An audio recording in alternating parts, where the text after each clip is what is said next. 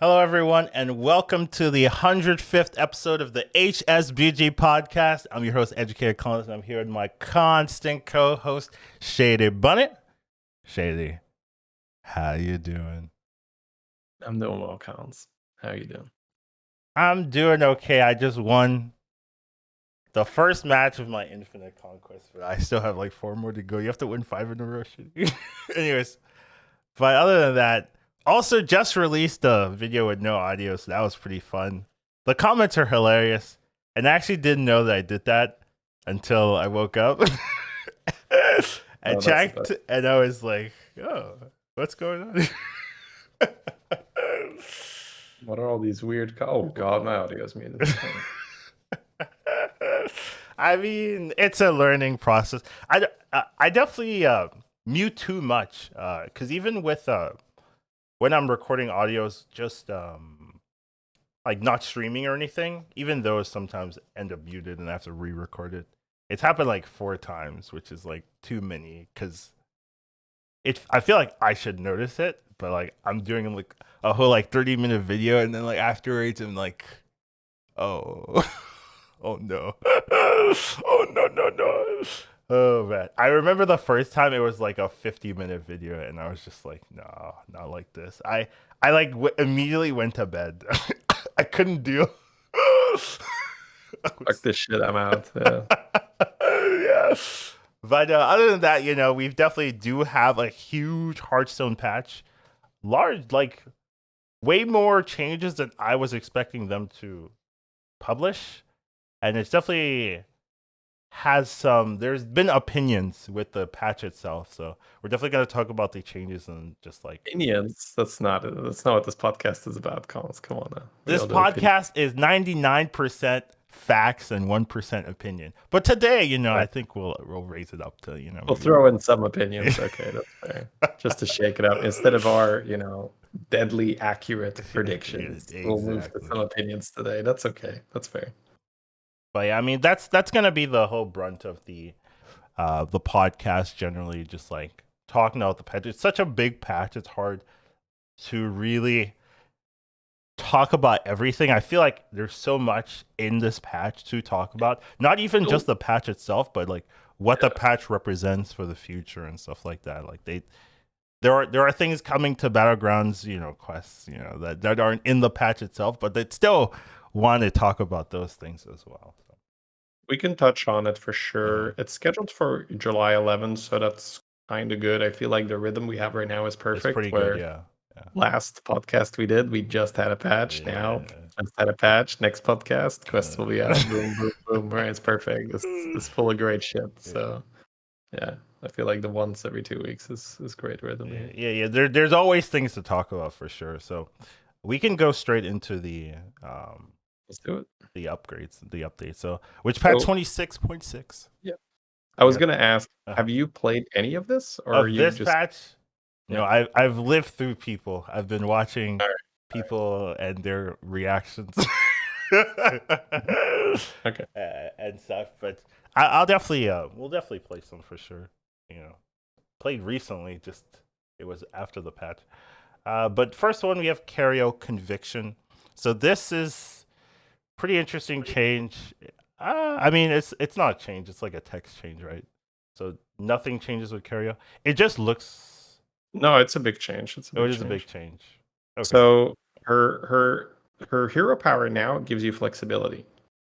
So instead of always increasing the number of targets, you get to choose whether you want to essentially go wide or go tall, right? You get to buff your 2 minions and just make them larger, or you get to spread the buff further and further. So you start with 2 minions +1/+1, right? And then every time you tier, you have the option. Yeah, every time you tier, you have the option to give it +2 attack to the buff, +2 health to the buff, or an additional target to the buff. So and what's what's the? Oh, is that the captain? Oh, that's the buddy. That's changed. That's not changing. Yeah, that's the buddy. So essentially, this feels a bit buddy-esque. It's not quite buddy-esque, right? Because the buddy was always right +2 attack or +2 health. Right. and your hero power still functioned as normal. So you would just end up buffing your whole board with a lot of attack or a lot of health or both. And here you do choose, right? Like how many targets and how much are you buffing? What are you buffing? Are you going health? Are you going damage? Or are you just buffing more targets? Have you played the hero changed? Yeah, I've played 2 Cario games. And how do you feel? Really, really strong OP is my guess. It looks not OP, but like this looks like okay. This looks really good from a change. Like the ability to choose just means that you're not going to feel bad. Like you're going to play the game and you're like, okay, I need health here, or okay, I need attack here, or I need more targets. If your curve is like really good, so it just feels like you have a lot of like safety in your early game, and it just scales relatively well in how you want to play. So that's my guess, but what do you think? So of course, still need to see. Yeah, right, 2 games is not a large enough sample size. Yeah, but they felt good Mhm. because I just go 3 on 3, so I don't use the thing, right? I just upgrade health, and then on 3, if you start with economy, it's really good because you can sell the economy, buy 2 things, and give them both +1/+5. So that seems good if you start economy. Like what you're saying seems really good if you start economy. But what if you don't start economy? Like, is it still like my first game? I didn't start economy, and I literally just bought a Deflectobot and buffed that one Deflectobot. And you were still happy. Yeah. Okay. Well, I mean, my Deflecto was a 4/7 Divine Shield. 4/7 Divine Shield. So ask yourself. Well, you were playing Max. It doesn't really count, does it? Like, I don't know. Oh, I wouldn't. Yeah, this is. But I mean, it's spoiler.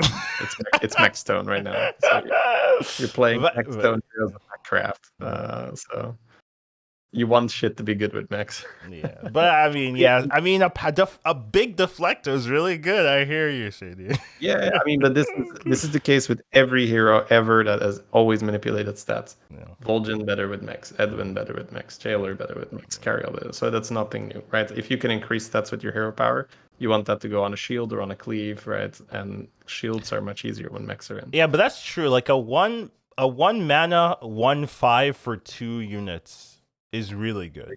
Really good. Like that's really strong. Yeah. So in that game, I was even able to like either buy a card and then sell it, like just like let's say you buy a mug and then sell it so that it doesn't get buffed, or you just like hold the card in your hand an extra turn so that start of the round you hit all the units you want. Because what I liked was going +1/+5, +1/+5, and then on tier 4 branch it out to 3 minions, so 3 minions into 1/5, and then like after.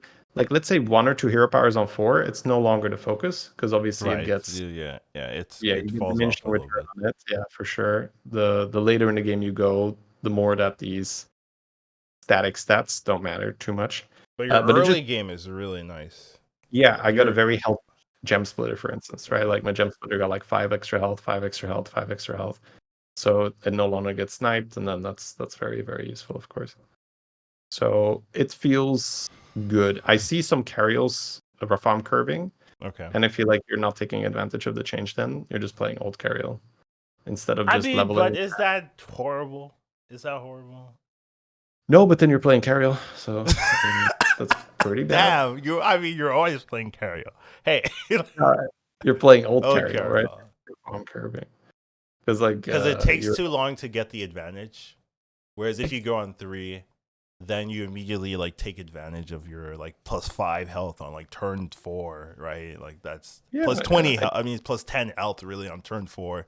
If you get 2 turns, health, then +10 health. Then if you have a way to. So for instance, what I was referring to is on my 8 gold turn, like I bought a Thorn Collar on the 7 gold turn and played it after buffing, and then on the 8 gold turn, I just sold it so I could level, buy a card, and press my button. So because I was like, well, pressing my button represents 15 HP. 15 HP, yeah. That's better than a way unit, better than any minion. I just need the Thorn Collar.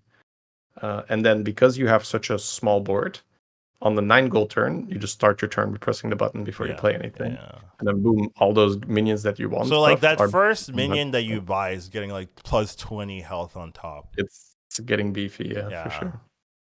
That's crazy good, right? Isn't it? Yeah. That's so That's, much. that's why I'm comparing that. You can play with farm curve carryall, but then you're playing carryall instead of the pump your Hey, speed up. let's not hate on old carryall. Some people like that game plan, but I see what you mean. Like, whereas if you play old carryall, it's like turn 4, right? You're leveling to 2, so turn 4 is where you start getting. You're either getting what +1, +3, or you're getting.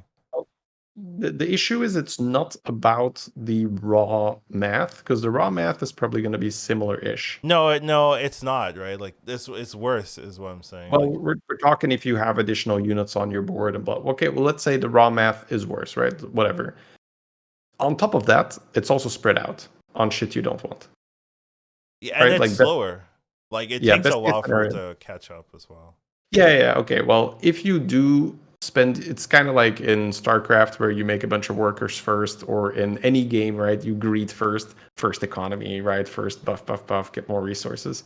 I guess that's what you're doing when you're tiering first. Mm-hmm. You're like, I'm weak, but I'm gaining economy, and boom, now I come out of the gates very quickly But and I like catch up. turn 4, you're strong. Turn 3, you can be strong if you have economy. Uh, Sure. right, So double yeah, anyways, deflecto hero I power think I bam. think that's the superior curve. I think Yeah, that's the yeah, that superior. makes sense. That makes sense.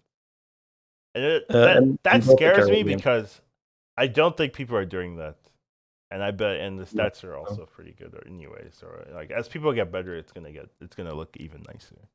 Yeah, I think you just need to see someone do it one time. It's funny because for me it was like, yeah, we got like Yeah, it was so looks. Yeah, it makes first we sense. got 3 on 3, right? So okay. But yeah, Yeah, so we I would talked a recommend lot about this. Ariel. You can try it. But she is probably the maybe not the biggest, but definitely like second biggest like change. You think so in terms of heroes or like overall? In terms of heroes, Oh, okay. yeah, I because was there's a like, lot of hero changes, but a lot of these are like small, don't matter too much. mhm. Some of them are significant reworks. What about Daryl? Huh? Daryl hero change? Huh? When you buy a minion, give it a +1/+1 hat that passes to a friendly minion when sold. So it's pretty like this sounds convoluted. I'm gonna be honest when I read this. It's quite straightforward. Yes, Just everything you buy is +1 +1. +1. Exactly, And but then if you sell it, it doesn't go to waste. yeah, it goes to a different minion. So Yeah. it's more buy centric than sell centric. Whereas the old Darrow you needed to buy, but like the main focus was you could sell onto one single minion and then buy a huge minion. Here it's where you're just every time you're buying you get a little bit of power, but then when you sell it, it can move to a different minion. So you pretty much never lose the hats, right? Unless you sold everything, right? You'd never because it would always go to a different minion. Yep, that's correct. Okay.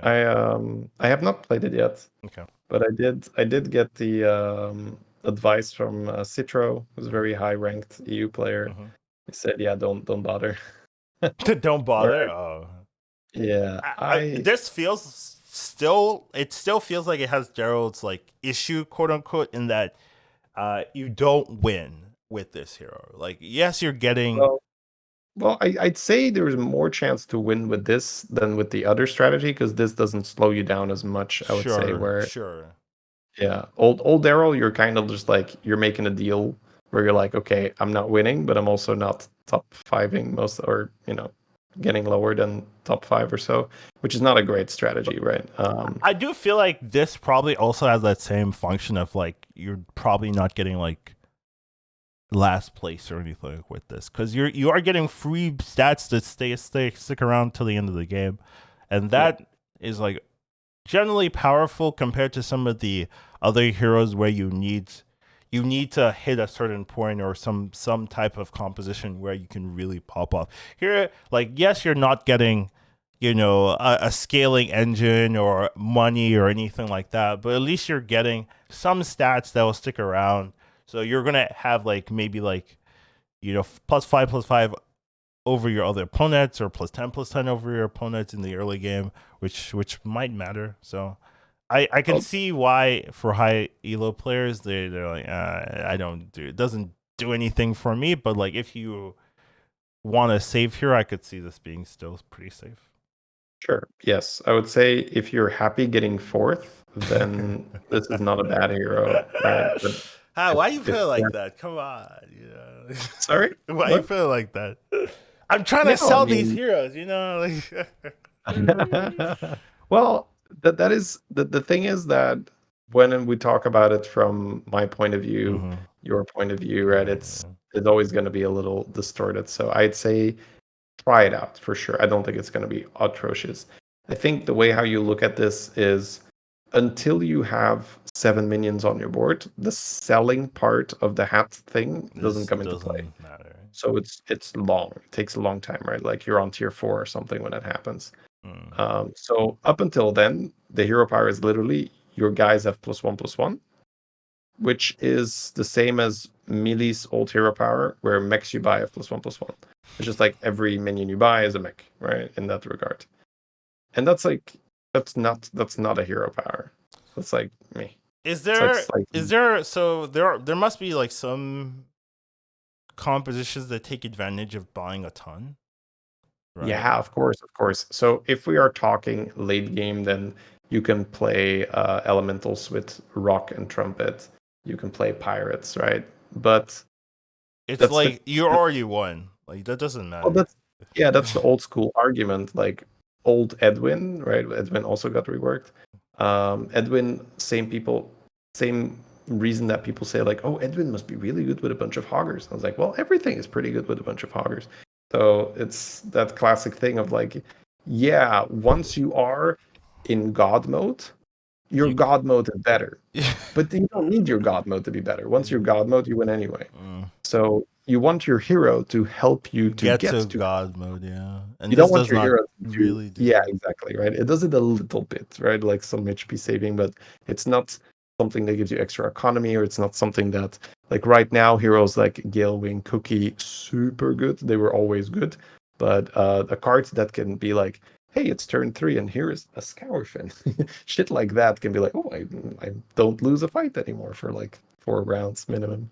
That kind of shit is really powerful. Yeah, I can see this. I can see where you're coming from. So that's essentially the sentiment for Daryl.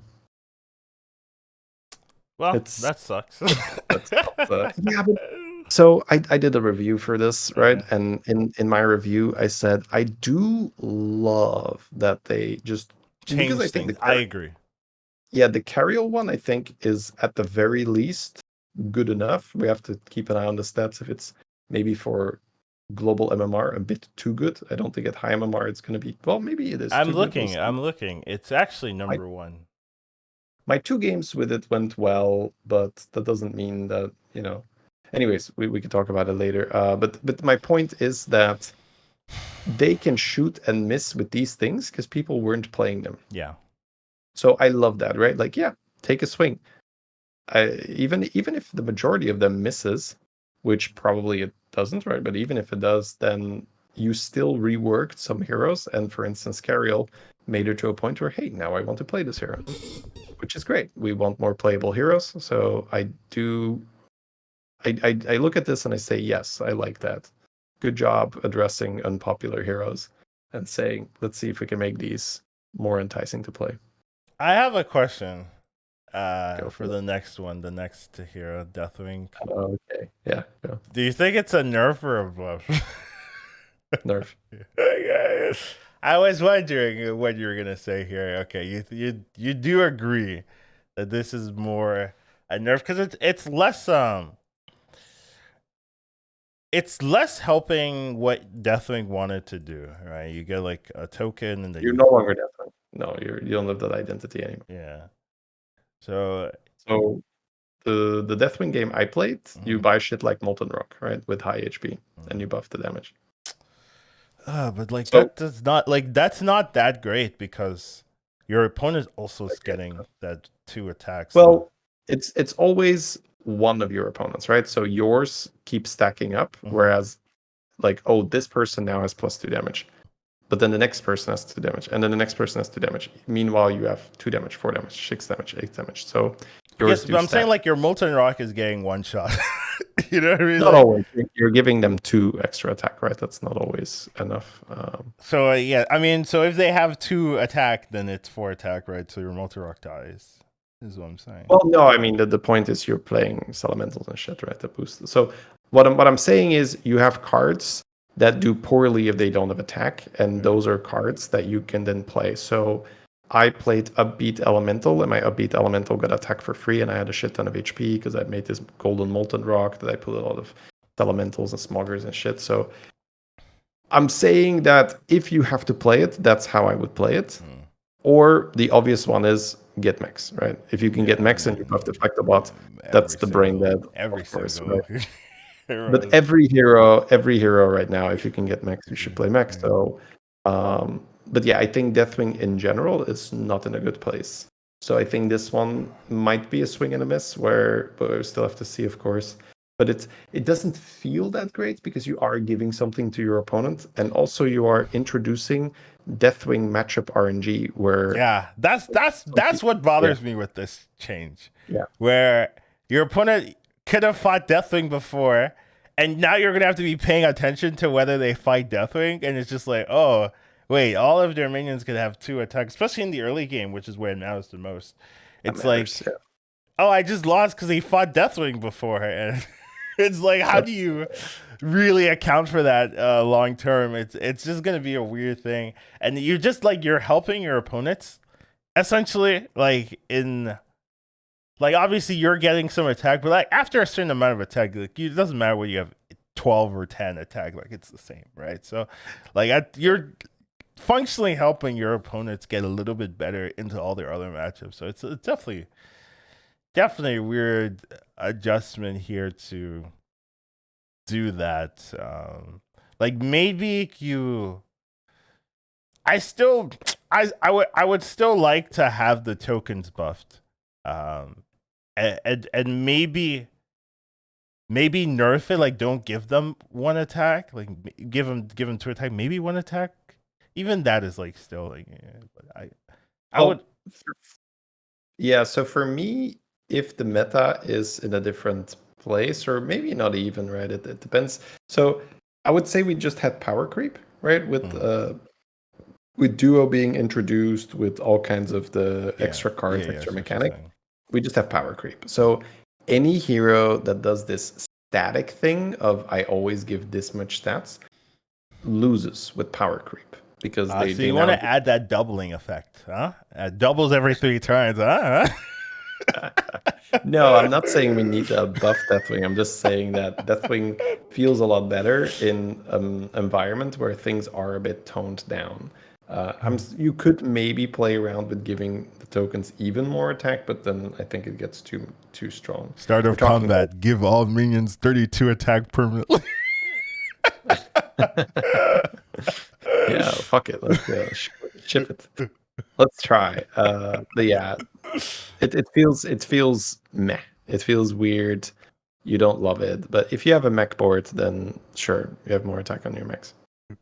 But yeah, I did not love my Deathwing game. Yeah. I think I got like neutral MMR or something out of it. Sounds good. Happy. Moving on, we're going down to Death Speaker. This one interests me quite a bit, right? It's a pretty big change from old Death Speaker in that now you can get 2 blood gems for 1 gold, but you could do it twice per turn. This twice per turn is also not. Is this a new thing? I don't think we've ever seen this twice per turn mechanic. No, not deliberately. So old Carriol, you could do like press the hero power level, press the hero power. I'm not sure if you can do it with the new one. Probably, not sure. But yeah, that's the. I think that's the first one that specifically says it. Like, hey, you can. Well, no, Malagos, right? Malagos, you can. Oh, Malagos. Yeah, you're right. Oh, yeah. Okay, Malagos, thanks. Malagos might be the first one. Good call. Okay. But right, this is the second one with this type of ability, and it's pretty interesting. I just think Quillboars is in a good place. So a buff to the Quillboar hero is like generally. Would you say this is a buff? Actually, that's a good question. Yeah, Yeah, for okay, sure. you would agree. Okay, above to the because you are paying for it now, where you weren't before. So you could argue like Mhm. maybe it's worse, but I, like 2 gems is really good. I think so. It's one of those things that's really underwhelming until it's not, Mm. right? So it's like it's basically Mukla, and you can't high roll your banana, right? It's always a small banana. Well, I Mm. mean, But the moment you add any kind of buff to your gem, or you have, well, you're not. It's not really an Agam meta, but Agam's obviously going to be good for this hero. The moment you have either any buffs on your gems or units that benefit more from getting gemmed, like for instance Duo on your board, etc., then yeah, it's better. So I think you just use this sporadically early game, like maybe 8 gold, I level 7 gold, and I click this. Mhm. And then, or on tier 3, you find the Jazzer or you find the Piper. Mhm. And then when you have that, yeah, then you essentially, how you can treat this is Sunbake and Relaxer is 2 gold for 2 gems. And we know that if we're playing something that likes gems, you buy Sunbakens most of the time. So you're getting a Sunbacon at half price with this thing. No, you're getting a 2 sun bacon. No, you're getting 4. You're getting a sun bacon that gives you double. That's exactly what you said, but I was saying it in a different way. Thank you. It's like, no, Shady, it's like this thing, right? But yeah, whatever. So 2 Sunbacon, and they're both at half price. So it's very, yeah. So once you do want gems, this is amazing. So yeah, something I'm excited to try. Obviously, you can pick this and never find anything to enhance your gems, and then you're sad. But yeah, that's always the case with Classic picking a hero types. power that's the hero that relies on a specific minion type. I had a Chenvala earlier today, and his board was full of elementals, and I was like, "What the fuck? That's not how this goes. This guy hits 4 trumpets. Like, that's not okay, right?" So yeah, uh, it happens.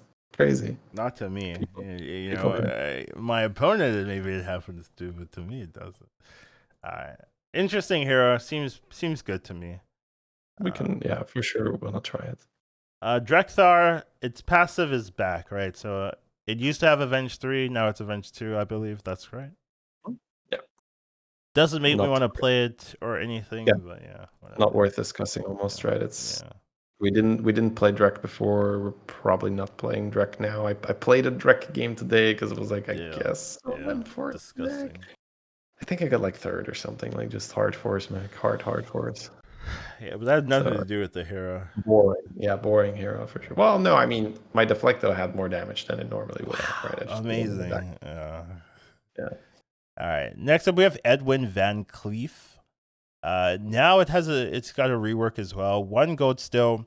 Give a minion +1/+1. So it used to be +2/+1, but now it upgrades after you buy 4 minions. So I'm assuming it goes from +1/+1 to +2/+2 to +3/+3. I think so. I haven't tried it. Yeah. Once again, I'm not in love with this. I feel like 4 minions is a lot. Mhm. For like the price you're paying. Yeah. It's This is what we talked about earlier, right? But what if you're in God mode and you have trumpets? It's like you don't need this then, right? It's like once you are at a stage where you can buy a crap ton of minions for cheap, you're winning that game anyway, most of the time. So you don't need that little bit of extra oomph that the Edwin provides. So I think you're correct in your assessment is that this still feels like Edwin. which is not great. All right. Moving on, Illidan Stormreach. Hey, so got a buff. Passive start of combat. Your left and rightmost minions gain +2/+1. So it's gaining an attack, a health now, and attack immediately. So it's pretty, I would say, meaningful buff to gain an extra attack in the early game. Obviously, once you get to the Extra health, right? yeah, It already extra did. health. Yeah, extra health. Yeah. Once you get to the mid and late game, it's like whatever. But extra health, like wow. You can tell the power creep because like this doesn't matter. Yeah. Yeah, what matters for me whenever I pick Illidan is that he's got a shit ton of armor, and then we're good because I pick it because it has a lot of health. Yeah. So that's it. You can just give all your minions +1 health for free, and it doesn't matter. It's just like Oh, it's not all your minions. It's left and right. If this would stuff your entire board, we're talking a different hero, right? That's a lot better. Your lineup gains +2/+1 and attack immediately. I know, right? That's broken, So right? all your shit attacks before they get to go. So you're just like cleave, cleave, cleave. So is it my turn now? No, shut up. Cleave, cleave. I'm not done cleaving. Cleave, cleave. Oh No, I man. want to see that. I want to see that. This is forward to like, no, you wait. Cleave, cleave. Okay, whatever. Anyways, I started blasting. Yeah, that would be a different hero. Next up, we have Any Storm Call. So this went down from 12, I believe. After 10 friendly minions die, gain a random mech. It used to be 12, right? It used to be 12, correct? Okay. Yep. So a little bit of a buff for Any. Still think it's good in low elo, but once you get to high elo, it's maybe a little bit inconsistent. However, mechs are OP, so yep. Here's where it might be decent. Like this is the meta to try it. I agree. I've played it and been like, I had one Any game where I was like very, very close call, but then I stabilized and I was a monster because I was Any, right? So the fact that you are, let's say you get your mech comp and you have Scrap Scraper, on top of getting the magnetics, you're also just getting random mechs. So you're getting a chance to So you have the chance to take all of the mechs out the pool, not just the magnetics. yeah. Well, you can get more Scraper, you can get Utility Drone, right? You can get another Deflectobot, so those are all mechs. Oh man, yeah. I don't know. Yeah, for sure, this is the meta to try it. Yeah. I'm not saying it's premium, but I have the fact that I can talk about my Any games is extremely rare. Because normally I don't have Any games because I don't want to play this hero. But yeah, it's a mech meta, so the mech hero is better. All right, King Mukla. I'm a big fan of King Mukla. I always remember like Shady's like King Mukla is pretty bad, and I'm always like, no, it's okay. Like you can scale, you're safe. Da, da, da, da. But looks like they decided that King Mukla did in fact suck and needed a buff. Yeah, they were on my side here. They were on your side here, so they decided to buff Mukla. Now it's a passive, so it's not it's not it's not a hero power where you have to spend 1 gold. Now you just at the start of your turn, you get 2 bananas and give everyone else 1. Now you can still get big bananas, so you have a range from like +2/+2 to +4/4, but everyone else only gets a small banana, so you're always getting +1/+1. And I think this is significantly better than before because you are just getting free stats every game, every turn, without having to change up your curve at all, which is just really, really strong. And you can do stuff like go to 3 and then pump. So without like you couldn't do that before, where you had to spend that gold. Now you can just play normal curve and just have stats. Yeah, everyone else gets bananas, but like whatever. Like you get bananas. I think it's a lot better. You get more banana than that. Yeah, I mean, turns out getting things for free is significantly better than paying for them. I wouldn't. Who could have that? Yeah, that's so now Mukla is great. Feels bad, man. It's I mean, but this one is pretty. I think it's pretty self-explanatory. If you are gaining a minimum of +2/+2 per turn, and I guess you could offset that, right? Because other people are gaining 1/1. So realistically, you are gaining 1/1 minimum, but you're gaining up to 3/3. Right? Let's say you get 2 big bananas and then you subtract the 1 you're giving away. That's still pretty good. Like every turn you're gaining that +1/+1 and 2+3/+3 advantage over your opponents. And you can just normal curve, or you could even go 3-on-3 and then just have a shit ton of bananas to throw on the minion you buy on 3. So yeah. And you get to control it, right? Like even if you think, oh, you're only getting a +1/+1 advantage, at least that's basically Daryl, right?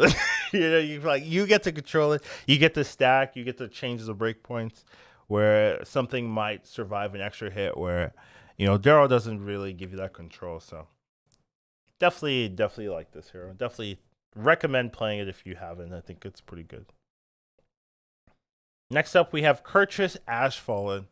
Man, there's so many reworks. I gotta say, pause. Big fan of this. I've been asking for them to do stuff like this for such a long time. Like heroes that are not being played, change them. Just change them. Just like throw it out there, and then see what sticks and then adjust. It's so sad. There was so many heroes that just you couldn't really play high meta or high elo because it just didn't feel competitive enough. So all those heroes, just change them. Big fan. The problem is that quests are coming back, and Kurtrus was a fucking boss with quests, and because a lot of quests. And now it's going to be even better. Yeah, I think this is horrible. Once per turn, after you buy 4 minions, discover a plain copy of one of them. So you need 12 gold. That's always a good start. Right? So, all right, hear me out. You need 12 gold, and you can't spend any of it on rolling. But then you get an extra copy of something that you have. Crazy. I see what you're saying. Something that you bought. I bet it was 3 minions, and then they nerfed it at the end. I bet that's what it was. Yeah, it was probably too good. Yeah. So, the issue with this is that old Kurtrus, when you did this, literally all your shit got +2/+2 instead of 1 extra minion. Yeah, that's powerful, right? Like all my shit +2/+2. Let's go. So what we're saying is revert this. This feels like okay, and perfectly fine. By the way, right? I said that at the start. Please, not a lot of people were playing Kurtrus. Take a swing, right? If you miss, maybe we can change this or that. But this feels like a miss. What if you add his old ability on top of this? On top of that. On top of this, yeah. That's too strong, right? Because then you pop. See, the problem is that it keeps itself going. Then I guess the first one would be 3. Yeah. First one would be 3, and then you buy 4. And then the 4, okay, you get a free minion. Okay, like whatever. Like is it the end of the game? Like there are broken heroes. Come on, there are some. No. I mean, I think it's a good question. I think it has the potential of us looking back at it and be like, yeah, of course, that was broken. but yes, the fact that I'm thinking about it and I'm like, you know what? Would that really be insane? Because then, so the upside for that is that after you're done opening all the portals, right? Now you have something. 4 by 5. Sorry? Yeah, after you open up your portals, now you can still do stuff. The hero power, right? Yeah. I just don't know how often you buy the 4 minions there. That's what I'm saying, right? So it's like it balances itself out because it's such a huge investment if you really need that copy of the thing you're buying. My issue is that you give the huge. See, this is why Kurtrus was the nuts in quest meta. You buy all those minions early, and normally what happens with Kurtrus, then you fizzle out. Yeah. But your quest gave you a second wind and be like, okay, now you have the quest to win the game with. So I feel like this would do a similar thing where you would get all your tempo, and then Kurtrus doesn't really lose while he's doing that, right? He gets very strong. And then you suddenly have this very greedy hero power where you can spam and get extra money. And I'm not even saying that it's broken. I'm just saying that that's obviously so much better than, having one or the other. That, I would definitely not feel comfortable saying, yeah, let's try it. It's like, that's really, that's got to be a playtest thing and closed doors. But yeah, no. My point is that right now, as we can see, buying 4 minions and not getting that tempo advantage. See, the problem with that as well is you buy 4 minions, right? Yeah. The Discover only chooses from the 3 of them. 3, yeah. So one of the minions you buy isn't even going to be offered as a thing you want to copy. So you don't even have 100% guarantee that that 1 minion that you buy that you want 2 of is going to be in the selection of 3. And it's like, how abusable is this? Because you can't really abuse this early. Like, okay, you got 2 deflectos. Like, all right. Like, if you get spread, baby, let's go. Yeah, like sure. And if you're doing this turn 4, like that's your whole turn. right? Like, Oh, what do you mean turn 4? I mean, Tavern tier 4. Oh, on Yeah, tier 4. yeah, Yeah, yeah. yeah. That's your whole turn. And there's no rolling, right? So you Yeah. have to go. So it's just like in theory, right? If you are just crafting your shops and be like, what if your shop is double elemental and 2 scrap scrapers? It's like, yes, then it's obviously good. If you high roll, But you high roll. Like that's yeah, every exactly. hero, right? That's every hero. Give me So yeah, double elemental 2 scrapers every roll on every it hero. I'll it be fine. feels too sluggish, too slow to be viable. Mm. That's my feel. Yeah, so that's why I'm thinking maybe if you add that tempo back, it might feel okay. Like that second proc and third proc are insane, right? Like you get an extra card. I mean, but you get an extra card. Like, what are you copying? Right? Where you're like, oh my god, I got a free Elemental. Well, I'm like, the thing is, it makes the jump from 4 to 5 guaranteed. Whereas sometimes you need it to recharge, and right? is that bad? You know, is it? Well, if you can see, It's too like that's too strong. Like as a that as tempo someone is who's too played, crazy, right? yeah, as someone who's played a ton of Kurtrus, Yeah. if you are guaranteeing me an extra minion, that means I can pop the 4 earlier because I have the knowledge that I will get the 4th minion, which then will make me have the 5th minion the turn after. So I will be able to pop the last portal very, very quickly, easy. which is so strong. All right, what if we nerf the pop? We nerf the passive a little bit. Let's move on from this one. I'm happy to revisit that in the future after Quest are here or something. But now we're going Oh a bit man, too this is gonna take forever. All right, we're in we're in the Nixia. So it's getting a big buff in my opinion, where the passive it used to be Avenge 4, now it's Avenge 3. Summon a 3/1 whelp, it attacks immediately. So the whelp counts for the Avenge. So once the first whelp procs, then you only essentially need 2 extra procs to get another whelp.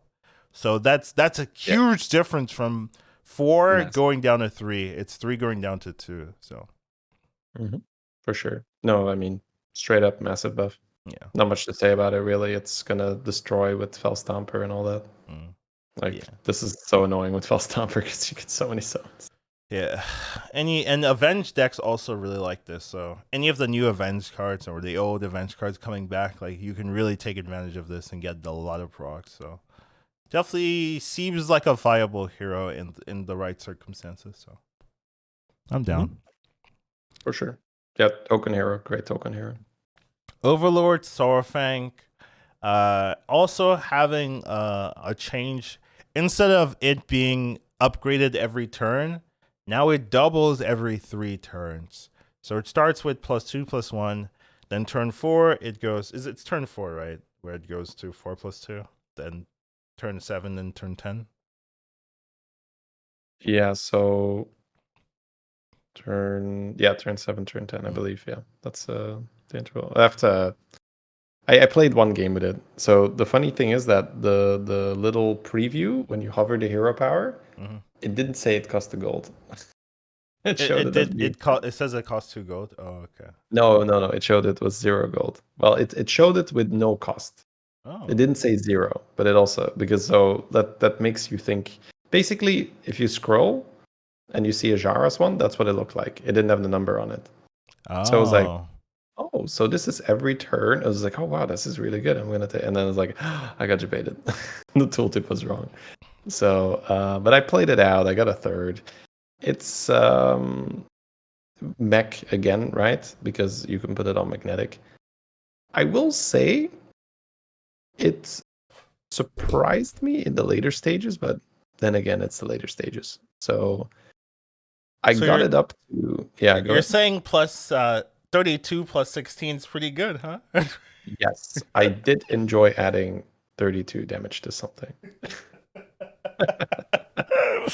That was enjoyable. The problem is that you're playing Sarfang until then. So by the time you're putting 32 on something, people have had their scrap scrapers and they've been pumping out shit, and they could not care less about your one guy getting bigger when they already have a huge setup. I could see that. Yeah. Yeah, someone in chat says it's fun with Drakari, but I don't think this works with Drakari. So they can maybe give us confirmation if they have done it. Does that work? It did not proc end of my turn.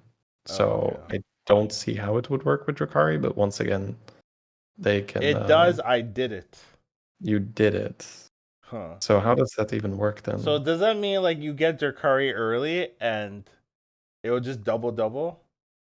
Dude, that's crazy. If that's probably a bug. Like I hope because like that doesn't sound balanced. If you could like get a Drakari super early and then like turn 7, you're like, oh, this is plus 32 plus 16 turn 7, and then turn 10, this is what plus 128 plus 64 for 1 mana. I don't know. That's really ridiculous. So then maybe there was a visual thing because I think this thing went off start of my turn, I believe.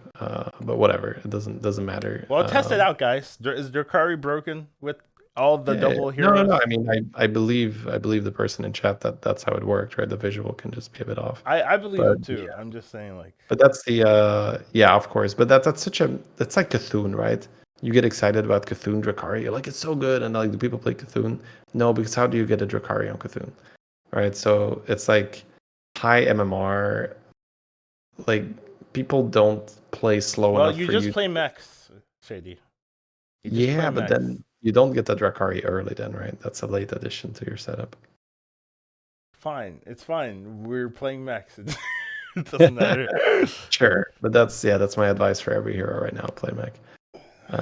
So yeah, I mean, it's better than before. I would say during the game I was still doubting a little bit, but once the plus 32 kicked in, I was like, oh, that's pretty good. All right. I'll take it. Yeah. Next up, we have Queen Ashara. So it got a big buff. When your warband reaches 25 total attack, you begin your Naga conquest. It used to be 30, which was pretty annoying, I will say. Like that number, so often I'm like 27 or something, and I'm just like, so I do think this is a pretty good buff for Ashara to make it a little bit more viable. What do you think? So I think it's one of those things that does look really good, but I think in practice doesn't. It's really not make max. I hear you, Shady. Like that's the problem with everything right now. It's hard to compare non-mech heroes into a mech world. It's like, oh, this it doesn't feel that good. It's like, yeah, you're not playing mechs right now. What are you doing? You know, so. Well, you're also the thing with this is that on the 8 gold turn, and it's very specifically right because I played a ton of Ashara in buddy meta because she was really good in buddy meta. On the 8 gold turn, you oftentimes don't level to 4 to buy power to activate your hero. That's because you had Chroma Wing. We had Chroma Wing the last, like when it was really good, and you're just like level, get for 8 health. Okay, I proc it, hero power. Wait, I'm talking buddy meta, right? So sure. So that's no Chroma Wing. We had Chroma Wing at some point. Anyways, yeah. But you are saying that sometimes if you had a really good start, you could level to 4 on 8 gold and proc your hero power.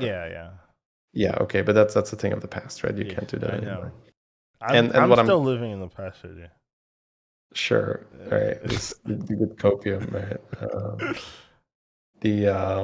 But what I'm saying is that the buff from 30 to 25 does not suddenly allow you to level to 4 on 8 gold and proc this. I see what you're saying. You're not. Yeah. So while it looks like a great buff, I think from a functional point of view, a lot of games it doesn't make a difference. The games where it makes a difference is where you would stay on tier 3 on 8 gold and you were still off. Now you won't be off, right? Like you will not be off if you have another extra 5 for free. Is she even in the game right now? She's being offered, but you essentially when you play it, you have more chance of going deep blue. Okay. Because that's the only really Naga build, which is good. Yesterday I had 2 wins with deep blue. If you get it, you get it, right? I would not really push for it so hard. So I wouldn't love picking a hero that has one direction. But you don't love like one direction? I don't love being like, do I open up deep blue? No? Okay, let's go next. Sorry, I'm just baiting chat. All right. It's all right. I'm ignoring it on purpose. Fair I enough. guess now I stopped ignoring it. So here we go. You got me.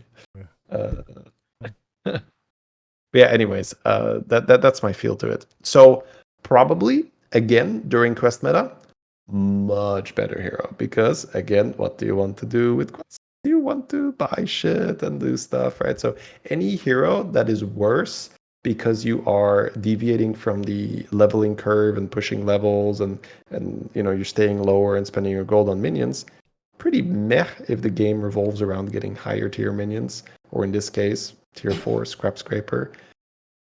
But pretty good if you're getting rewarded for that from an additional gameplay point of view, where you might be activating smoking gun, or you might be activating pilfered lamps or any of that. I think if you can get like maybe a lava lurker plus the buffer, I think you could actually Right. do pretty well with You this could hero. get there, sure. Yeah. There's always exceptions where you can but yeah, that's a great start for any Naga game. Mm. For any game really. Yeah, Like, and then you just start crooning all day, and then you croon, baby.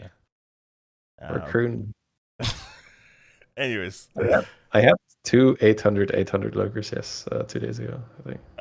I was like, I fought a player that was doing that comp, and they had what were they? They had like what, a 600 lurker, and then the next turn it was like 900, and I was like, yeah, it's 300 a turn. That seems balanced. Like, Yep. I did win, but I was just like, yeah, it's. I was gaining like what 200. Look at this guy gaining all those stats. Meanwhile, Collins' blood gems at 40 health. Oh my god! I That's actually ridiculous. went for like Drakari plus the taunt buffer. A beat. No, the taunt buffer. Fort. Yeah. Like I like double. I like golden Drakari, double golden fort or something like that. Yeah, so you had duo and then made golden fort. Yeah. And golden Drakari. So I love that you have the golden Drakari and the golden forts on your board. And I would like to imagine, as your end of turn procs, you're sitting there. Can you believe it, chat? This lurker is gaining stats for free every turn. Boom, boom, boom. The fort is just glowing because there's so many animations. Ridiculous. It sounds like me, yes. All right. Okay, let's move on. All right. Queen Wag Toggle. Now is a passive. Start of combat. I mean, it wasn't always a passive, but it's been a passive for a while. Yeah. Give a friendly minion of each type stats equal to their tavern tiers. So now this can hit a lot more minions, essentially. Yep. Woohoo. What do you think? You love it? You hate it? Still don't want to play it. Still don't want to play it, yeah. So early game, a lot of the time, you have matter. same type, right? So that doesn't get solved, and that it's really more like a mid-game, late-game kind of thing. And I mean, I will probably try it at some point just to see, but you have to almost do these suboptimal buys to get more types on your board, and then what's the point? The point of a tempo hero power is so you can buy whatever you want, right? You have a Mukla, that's great because it has no restriction, no requirement. You get your 2 bananas. The rest, it's up to you. This thing, if you don't have specifically the right composition for it, it doesn't do nearly as much as it should do, which means that you're going to maybe under level to get the cards. And then what's the point? Because with a strong hero power, you want to be leveling. So yeah, it just doesn't make that much sense. I mean, it makes Bristleback Knight pretty good. It makes Blade Collector pretty good. I guess yeah, I mean, it makes getting Foe Reaper. Foe Reaper, yeah. Nice. Getting Foe Reaper is nice. But I mean, like, that's so much effort, just to get those things, and like, it doesn't mean you win or anything. Like, you just get an extra stat. Like, here, add plus, plus. Yeah, adding 6/6 to your Foe Reaper is hardly like, oh my god, the game's over. Yeah, but I mean, it's better. Yeah, it is better. Yeah. It is better. Yeah. Better. Sometimes you're forced to pick it, so it's better. I have not been forced to pick it. I don't know about you. Have not been playing a lot of games. So. That's true. But fair enough. Recognition as well is getting a buff as it used to be 2 gold, right? That was the difference. Oh, now you're asking me something. Rakinishu's ability.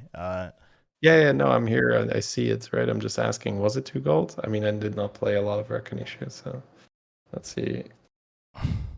Rakanishu Battlegrounds. Have to change dog. It used to be 2 gold, right? Am I crazy? Probably.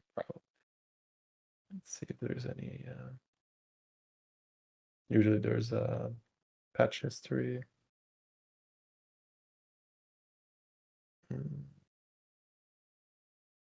I'm only seeing armor changes here. Yeah. I mean, it used to be a random minion. Yeah, random minion, and then after that I only see armor changes. Then what changed? Oh, well, what changed now is you give the minion stats equal to, oh, you mean right now if it was 2. No. Sorry. I thought you meant back in the day, Rakanisha was like 2 gold or whatever. So what changed right now is the minion got stats equal to the its minion. 7 tier, right. So if you go to 6, your Deflecto gets 6/6 now. Whereas before, your Deflecto would get 3/3 no matter what tavern tier you're on. This is generally a buff, right? It's a buff. But it's the same. I feel like it used to be 2 gold. Maybe someone will check up, but let us know in the comments. Yeah, don't unless I'm wrong, then don't say anything. I'm kidding. Yeah. Anyway, that's so again, right? Buff. Yeah. Good. Unplayable. Yeah. Yeah, still unplayable. Oh god. All right. We have Tasman Rome. Is that how you pronounce it? Tamsin Rome. Rome. I like Rome. Sorry. Rome. Go with Rome. All right. But did get a buff. Now it targets all your other minions instead of only 5. I thought the 5 number was always pretty weird, but I could see like it being really good. So it was like, yeah, I guess it's fine. So yeah, this is a little bit better for Tasman. It means that your Terragosas will always get buffed. You know, like that used to be like a pet peeve of mine. Not that I played this a lot, but like you hero power and like you're running 7 minions because why not? And then it misses your Terragosa and you're just like, come on, man. Like, you know, like why do I play this hero? So that's not happening anymore. So should be a big buff, honestly, for the early game. Like that's a lot of sets. Well, early game once you have 7 units, right? Because until you have 7 units, it doesn't matter. So mid game basically is what you're saying. Yeah. Once you have six units means you blow one up, and then 5 is what's left over. Yeah. So it has to be a full board. So I think it's again a buff to a hero that I didn't really like playing, and I probably don't really like playing her after. You're not a big Terragosa fan? Huh? Yeah, it's the same as the Ajara. Hope I get Kruner, right? I pick this hero. I hope I get Terragosa. So yeah, Terragosa keeps the combat buffs, right, guys? That's why we like Terragosa on this. Just the clarification. It's broken. Yeah, I don't think you're winning lobbies with this hero a lot of the time, which is maybe the issue. But like if you can maybe get a dragon started into something, and then you can just start scaling. It can be hard because if you're scaling with dragons, you're gonna have. You may as well like it doesn't affect your gameplay because you're gonna have a board slot that's empty for your small buffs, and you don't want that to be targeted. So you end up running 6 units so that you can eat a big dragon and get your Terragosa, get that scaling. So it actually makes no difference in that particular. Yeah. If you so this is again right something that sounds a lot better on paper, but in reality you are changing how you play to accommodate the hero power. So like you say, instead of ending on that mug, you have to sell it. So it always costs you an extra gold, and it would cost you an extra board slot because you won't be able to rebuild a minion right in that same turn. So you do have to rely on that 1 minion you have been sacrificing, which means it's going to be 5 minions anyway. So yeah, I think you're dead on with that. Hear me out. You have 5 Terragosas. You eat one of them. And that's all you run. Every time you eat one, you get to the other stats, and then you eat the other, it goes back to the. So you're doubling every turn, huh? Wait. That doesn't work, right? Because you eat one, and that Uh, one won't gain anything. So you're always eating the same one. no, you gotta eat the different ones. Like you have a golden Taragosa, and then these small ones. And Yeah. But I mean, this is not targeted, right? It says All destroy your right. lowest health. Oh, So the one that's you true. eat won't get buffed. So you're always eating the small one. Boo! Damn, I had a genius plan.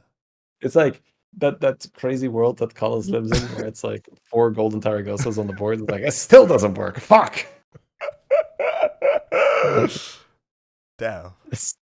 Damn, it's still shit. Well, I mean, it's not bad. we weren't playing this here anyways. All right, well, it's better. It's just not not Better game in changing. theory, right? Yeah. In theory. In my world, in my head, it's better.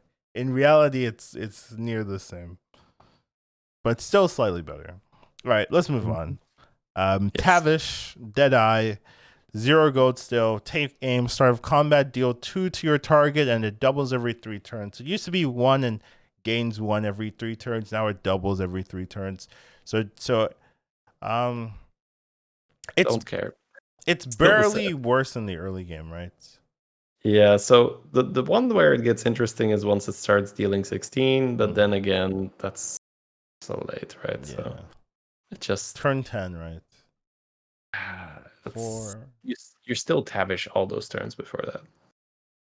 And even after that, right? People can just be like, "Oh, you're trying to snipe this Titus one over here. Let me just move it to the left. There you go. You're no longer hitting the Titus." Yeah, feels bad, man. It's still just tabish, right? But again, it's good, right? Mess around with it, try some things. Absolutely, I think the carry. I don't want to make it seem like didn't matter. I think these heroes are also bad for a reason, right? If they were very, very easy to fix, then they would have done it a long time ago. Yeah, and you change numbers, and now they're the best hero in the game. You know, it happens sometimes. Yeah, that was such a funny thing with Guff, where Guff they made him buff +3/+3. Suddenly, best hero in the game. Ding. Which is hilarious. Okay. Let's see. This one is a little bit. This is the last one. This one's a little bit much, I would say. You have to know Akazam Sarak. But Snake Trap and Avenge have been removed from the minion pool. And then Reckoning and Magic Black of Bloodstone has been added to the secret pool. So they're taking out Diablo secret. Yeah. So they're taking out 2 secrets and they're putting in 2 secrets. Reckoning is after a minion deals 3 or more damage, destroy it, which is pretty good. And then Magical Stone is after your last minion dies, you summon 2 random demons, which is pretty good as well. So definitely, this is a buff for sure, 100%. Yes. So Reckoning specifies enemy minion, right? I just want to make sure that for people listening that this never hits your own thing. Can traps hit? Can secrets ever hit your own minion like that? Like I don't think so, right? No, but I wasn't sure if you read after an enemy minion deals damage. Maybe you did. Maybe I'm just tired. I feel like I didn't. So you're right. Yeah. Oh, whatever. Formality, really, just pointing it out. Something I do want to say is that when an enemy minion gets hit, it deals damage as well. So you can put a selfless first, and it becomes a Leroy. With this thing. The selfless. Oh, okay, yeah. I see what you're saying. If you go first, right? If you go first. So that's something to turn consider. Your first minion into Leroy. Is that what it says? Like that's another 50% of the time. 50% of the time it works every time. Yeah. That's not bad. Just when you play against Scam Guy, play around Leroy. And it works. Basically. It works into shields. The minion, the shielded minion deals damage to you. Yeah. Unless your minion is shielded. Right. So your first minion can't be shielded because that's Pepega then. Yeah. Seems pretty good, yeah. I mean, I haven't played the one where they lose me is they add one of the most infuriating mechanics of Diablo into the game permanently, where you tie someone. Oh, and then you. Oh my god! Because of their fucking summons. This happened to me already on live, right? It's not a hypothetical. I tied someone and then I took 12, and I'm like, guys, come on! You have 40 health to begin the game with. You take some chip damage here or there. You cannot be losing 12 health for free on some fucking tokens after I tied the fight. Oh my god, that Token was should be 1 damage. I don't know so why. frustrating. We bring it up so often, and I'm sure there's a very good reason why they're not doing it. But I'd be nice to have that communicated. It's too much coding work. It's something that just stands out, right? It's just like it does not make sense why, if the opponent's gas coiler summons 2 6-drops, I should not be taking like 18 damage from their face in the 2 6-drops, right? You should never be taking additional damage. Like for killing a minion, yeah. Well, the one exception I think is Rat Pack, which sucks, but you cannot make tokens suddenly deal 0 because then you're in a weird spot. I think Rat Pack is just like that's just yeah, suck. Yeah, like, get Rat Packed. Right? Then maybe Rat Pack gets removed eventually at some point, and then that wouldn't be a thing. But I'm living in the hypothetical dream world where they make summons deal 1. Join me. It's a good time.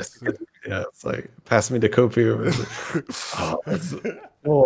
That coiler does not kill me here. That's a good world. But yeah, it's just it stands out so much when I look at it and I'm just like, why? Like it's so tilting. Like I lose the fight, right? Because of your secret. Okay, but just don't make it be like, don't make it matter what tier the summoned minion was, because that's so much extra RNG and so much extra damage. It's so tilting. Yeah, whatever. We can move on. But it's one of the worst ways to die. It's why I don't like Sneed, etc., etc. It's just like, come on, why is it like this? Like you kill a 6-drop from Sneed and 4 or 5 drops. I know. It's like, come on, and they're all just searching for freaking Leroy, right? And then they hit the Leroy, and you're just like, dude, like, why is this? Why is this part of the game? Anyways, we can talk about this for a while. I know we can. we can rant for this forever. So. We'll stop ourselves. Yeah. The following heroes have been adjusted to have less armor. Any has less armor at lower levels. Deathwing has less armor, which is that was wrong. Nyxia and Queen Wagtago have less armor at higher levels of play, which is fair. I think Nyxia is better though, but okay. 7 armor lower at levels. Cariel has 10 armor at higher levels of play. Yeah, which is necessary after the rework, I'd say. You think so? I don't know. I feel like Cariel's pretty good. Yeah, okay, but this is all the heroes that got nerfed for armor. Right. So Cariel used to have more armor. Oh, right. That's fair. Yeah. Nerf Cariel. Death, Blackthorn, Drekthar, Kurtrus. Kurtrus feels bad. Tasman, Rom. Now has 10 armor. Edwin has, and Secret Guy has 10 armor. Dancing Daryl, Nashara. Anything jump out to you, honestly, in these? Mukla still having 14 is probably them undershooting that nerf a little bit. I agree. So that's gonna go down to 10 next patch, almost guaranteed. Deathwing does not feel like an 8 armor hero. Yeah, I feel that. That one doesn't make sense. Yep. Other than that, nothing like screaming at me. Maybe the Kurtrus, right? Where the Kurtrus is, but we talked about Kurtrus. I think the whole rework is maybe a bit of a miss. So okay, fair enough. Yep. And now we're would you say we're halfway done? No, I'm definitely gonna speed it up a little bit myself. Yeah, I don't know. Yeah, for sure. In terms of time, we're not halfway. In terms of content, maybe, but not really. Like some stuff we already know. But yeah, take it away. We have some new minions. Yes. First one, Hungry Snapshots. Tier 2 Beast, 4 attack, 2 health. After you summon a beast, gain 1 health permanently. So this is pretty cool. It's like not a meg. It's gonna be so hard to judge the minions, honestly. Like I don't know how strong this one is. Like this feels like Death Ritu. Do you know what I'm talking about? Where you have to play a Death Rattle and then it gains. Yeah. Well, the problem is that this does not gain damage, which is a huge deal, right? So this always gets 4. So this is one of those cards where you're really happy with the Mana Saber, because that really scales this thing like crazy. I had it earlier today as Terran. So I just eat my own Mana Saber to summon 2, and then I summon 2 more, and then I pop, pop, pop, pop, pop, pop, pop, pop, pop. So good early game card if you have the Beast start. Other than that, it doesn't really feel that good because it's hard to increase the damage. And we know from Battle Master, we know from Upbeat, a shit ton of HP doesn't mean anything if it gets hit by a 30-30 and deals no damage in return. It's very similar to that Undead card, right? Like that gains 3 health. Yeah, it's very similar. Just like Zillow Bones is an undead, so it's much easier, right? With the attack buff on the battle cry. With that, this is a 2 Tavern tier 2 minion. You get it turn 1 or 2. Yeah. But I'm not saying that this should have built-in attack scaling or anything like that. I'm just saying that it's actually quite hard to give this perma damage, right? Like you're looking at weird stuff. Just play Daryl. Easy. Play Daryl, bro. Daryl, bro. Do you even Daryl, bro? Edwin, man. So, I see what you say. Yeah. It struggles. It struggles to be relevant. Is the issue. Yeah. Right. The weirdest thing I probably did with it was the Terran is I ate it when then I had bananas, and that's how I gave it extra damage because the 4 became 16 with the 2 bananas. But yeah, that's a different story. It's fine early game card, and you probably sell it in the mid game. Basically. All right. Next up, we have Cogwork Copter, a 2/1 Divine Shield. After a friendly minion loses Divine Shield, give a minion in your hand +1/+1. This is basically a Mecharu for 2. Like so expensive, unplayable. As you can hear, the dripping sarcasm. This card just seems really strong. Scaling minion that buffs magnetics, right? Like in a mech. Dominated lobby, it just seems very, very stupid. Well, the issue is that it says whenever a friendly minion loses Divine Shield, so it's not just itself. Right. So you can have a bunch of shields on the board. So the really, really dumb interaction is you have Scrap Scraper, which means you have an empty hand, but then end of turn, you get a magnetic in your hand. Right. And then you have Cogwork Copter on the board and a bunch of shields. So that small magnetic you got for free turns into like a 10/10 that you attach start of the turn. Without doing any extra work. You just 0 gold. 0 gold invested to get like +10/+10 on one of your mechs. So that's a good example of So I think that the issue with Cogwork Copter that some people have is you might play around it too much where you're like buying and holding and this and that. And I think it's just a killer addition to Scrap Scraper, and sometimes early game you are going to want to hold something, but not always. I don't think, especially depending on how many shields you have. If it's just your only shield, I don't think you have to be taking a shit ton of damage to adding 2/2 to your minion or something like that. So yeah, basically don't always kill yourself hold. To do this. Yeah, but really good when you have like a few of these, like you have 2 and then a few shields. That ramps up like crazy, right? Then you can get this so early, right? It's just you can get a pair of these, right? You can roll a pair of these. Rolling a pair of 2 drops is not crazy uncommon, right? We know that from our own games. Sometimes you get 2 sewer rats, you get 2 spawns or this or that. So 2 Cogwork Copters happens, and when that happens, it's really dumb because then you have 2 shields, but they both proc, so that's +4/+4. So then of course you do hold, right? So it's like Scourfin on turn 3. So disgusting. Well, turn 3 you don't really have a minion yet, right? Because it's just the copters. But then starting turn 4 you have a minion in your hand. So very, very, very good. Good card. We're gonna get into it. Now this card I don't understand like why it exists. I don't get this one. Like why is this okay? Personally, I thought this was a joke. I literally saw this in like the tavern, and I was like, oh, this is like a custom creation that someone is just like throwing around, and it's just like a joke build. But no, this is a real card. I was like, oh wait, this is a real card. So let's talk about it. It's a Noyotropy, which the name there was someone talking the name could be like more memey, but it's a 3 attacks. Well, it's a Noyotroop, right? So a troop, a band. Tropy. Well, a troop, a band I know what it is. Okay, whatever, sure. A Noyotroop, yes, continue. Man, if you correct all my pronunciations over here all day. Oh no, you were talking about the name maybe not making sense or something. I was like, well, it's an Oyo troop, kind of makes sense, right? It's a bunch of Anoyotrons. So whatever, continue. But it's a 3 attack, 6 health, taunt, divine shield, death rattle, summon 3 1 2 mechs with taunt and divine shield.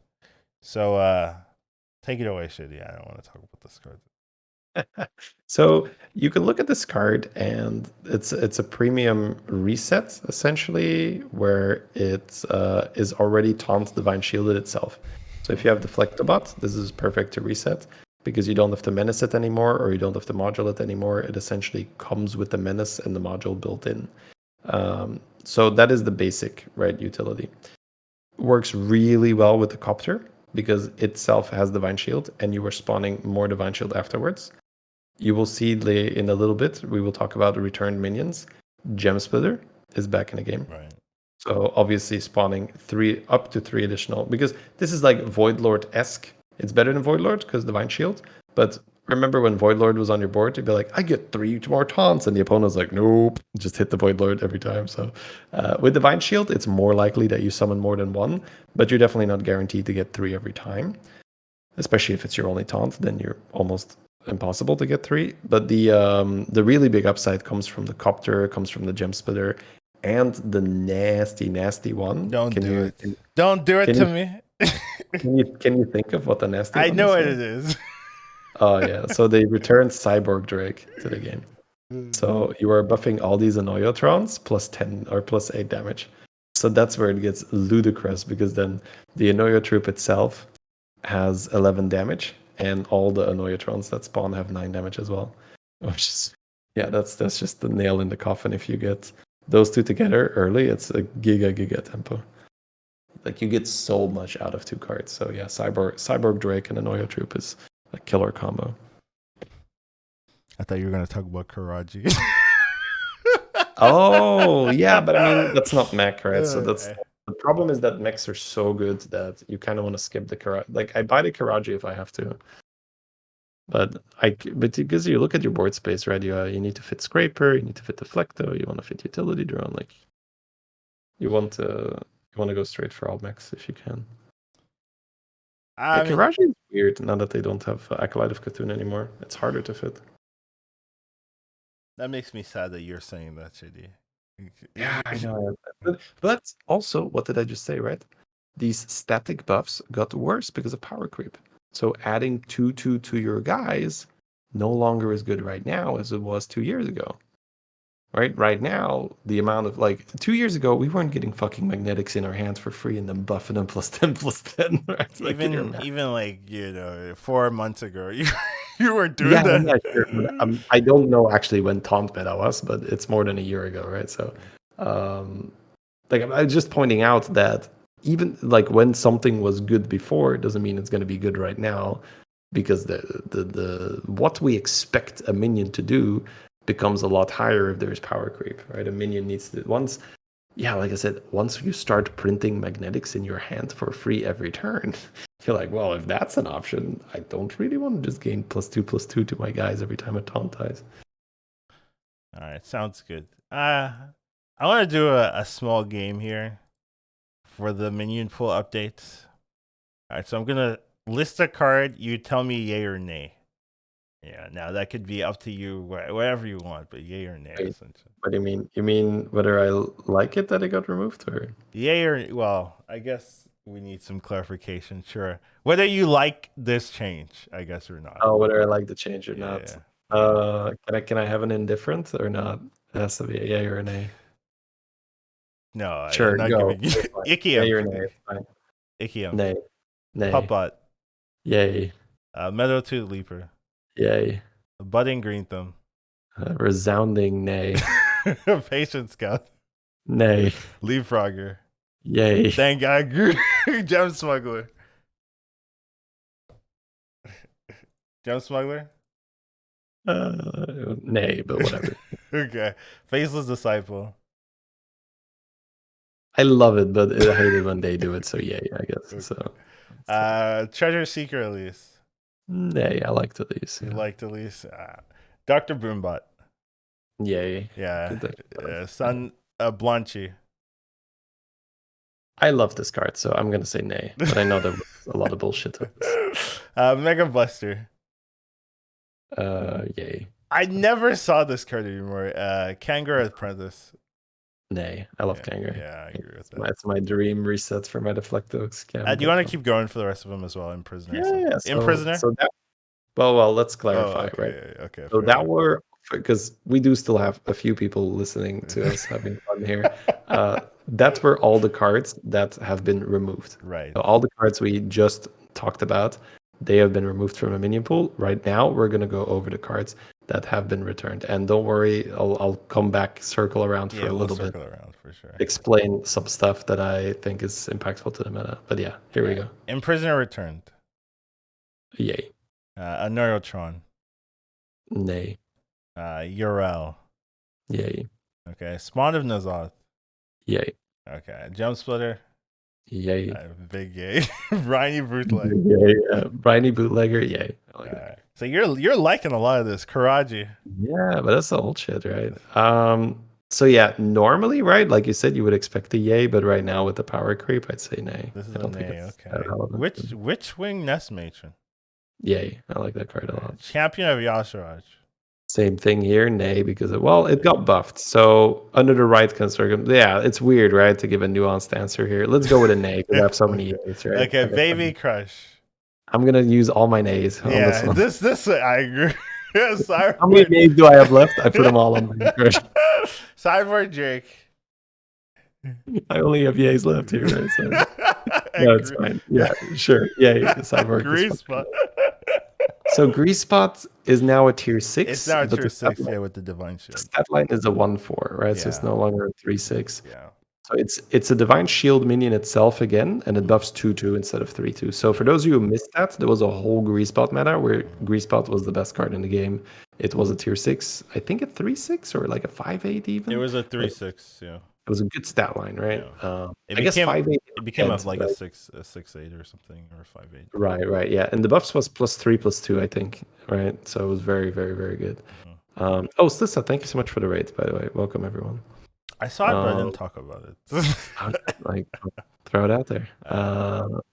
So yeah, Grease Spot. I don't know because you don't really go for 6s in this meta, right? It's so the tier 5 cost increase, and the fact that Scraper is so good on tier 4, you rarely push for those super early 6s.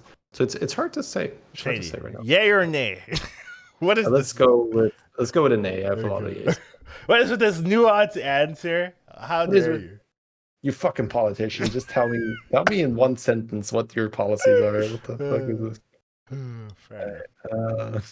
But there were some standout cards in here, right? Like yeah. So quickly going over that. So in terms of the removals, I would say Scout is a big one because Patient Scout, the 2-drop, when you sell it, that makes a 1-drop.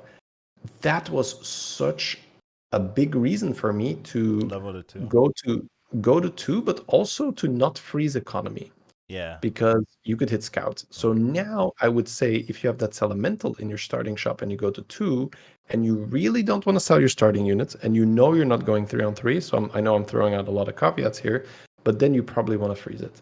So what is a reason? Let's say you're playing something like Inge and you are buffing your starter unit, you don't want to sell it. That would be a reason where I would freeze Elemental now, and I wouldn't have done it before because you could roll Scout. I think a lot of the time you still don't freeze it because you can hit the nuts, right? You can get a double copter or something. But yeah, that's a specific one. So Scout is a big deal. And then Elise, I think the other really, really big deal. Rolling on 4 is weaker, which I think is good because Rolling on 4 was really strong. Yeah. Especially with all the able to just get 6s without being on 6, right? With the Elise, with the Faceless, and just like some heroes as well. You could just get 6s and not worry about leveling at all. So. Yes.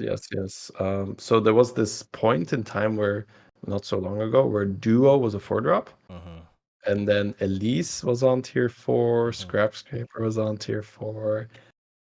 Excuse me, all the way at the start, Drakasat was on tier 4. So it was like, why would I ever go to 5? Fuck that, right? So this is something I do like. They are gradually adding more and more, or I guess removing pieces from 4 that created that very, very comfortable, like, oh, you don't have to go to 5, right? Just stay on 4. Now, with them taking duo to 5, removing Elise, you are introducing more and more reasons to go to 5, which I think is good. I think you should be, if you find a good spot to tier to 5, you should get rewarded for that.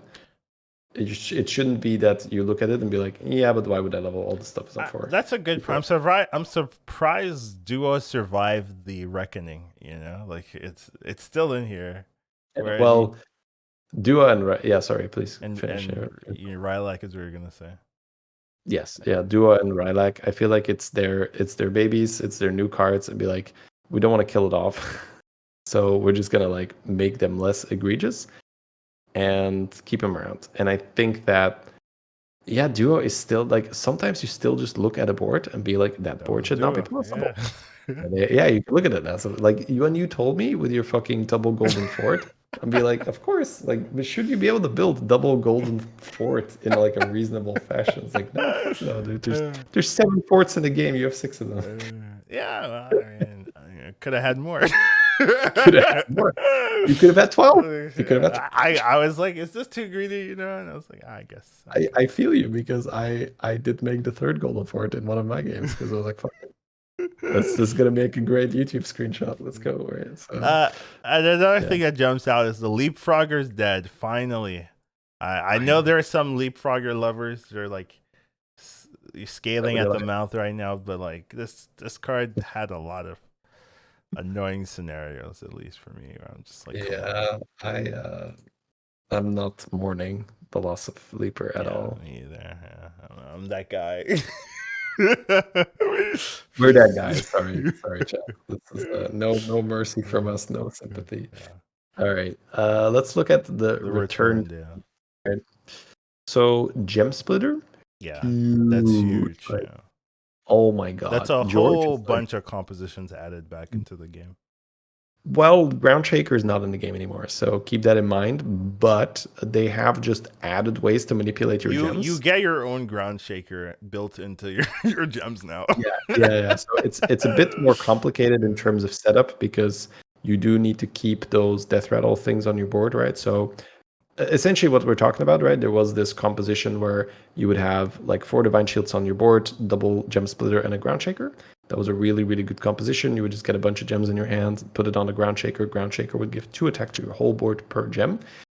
Right now, what you would do to mimic that board is you play 2 Pipers, or 1 if you only have 1, and they will increase the damage per gem. And then instead of having a temporary AoE attack buff, you can just put all your damage on your Deflectobots instead.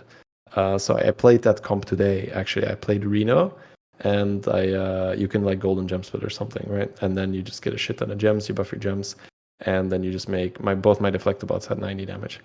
So that was very, very chill game. But yeah, that was a whole comp. But the main thing here with Gem Splitter is that you now have various ways to buff your gems. So I think Gem Splitter is too strong to bring back. This is a mistake, I hear you. I looked at it, and because we've all seen those ones where the gems are so big, and we know Gem Splitter adds 10 gems to the hand. Yeah. So it's like 40 put 2 and 2 together. 10 gems in the hand. That's bad. That's way too good. Okay.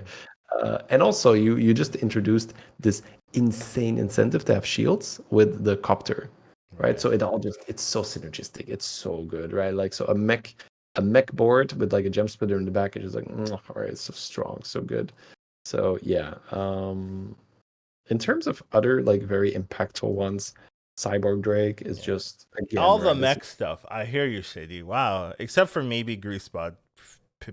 Hands, but I think I just don't have enough data on it because it's so hard to pull. I think it's too slow. So. Like you have to. It's a tier 6, and then it's scaling +2/+2. And we just talked about how power creep. This 2/2 buff isn't good enough.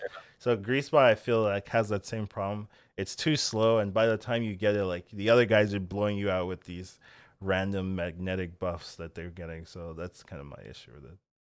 That's fair. It's good. That could very well be the case where 2/2, who gives a shit if you're not gaining a 10/10 Lullabot in your hand. Yeah. Good point. And then one we touch on is Baby Crush, where why is it back?